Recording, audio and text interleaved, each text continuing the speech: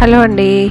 ఇవాళ మేతి చమన్ చేసి చూపిస్తున్నాను. మేతి చమన్కి జీడిపప్పు, కరివేపాకు, మెంతి కూర, పచ్చిమిర్చి, ఆనియన్ కట్ చేసి పెట్టుకొని పక్కకు పెట్టుకోవాలి.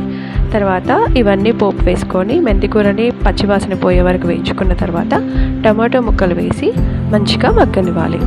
ఇలా మగ్గిన తర్వాత పన్నీర్ని సన్నగా తురుముకోవాలి.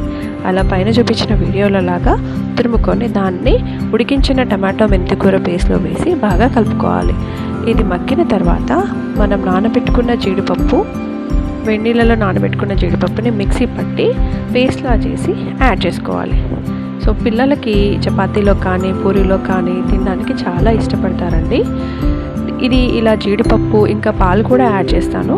యాడ్ చేయడం వల్ల చాలా స్వీట్నెస్ వచ్చి కర్రీ ఎక్కువ మసాలా ఫ్లేవర్స్ లేకుండా చాలా రుచిగా ఉంటుంది. పిల్లలు కూడా చాలా ఇష్టంగా తింటారు. ఇవాళ సండే అవడంతో నేను ఈ కర్రీ చేసి దానికి కాంబినేషన్లో పూరీ చేశాను. ఈ పూరీతో ఈ కర్రీ ఒక పట్టు పట్టేశారు మా పిల్లలు. మా ఇంట్లో అయితే అందరికీ చాలా ఇష్టం.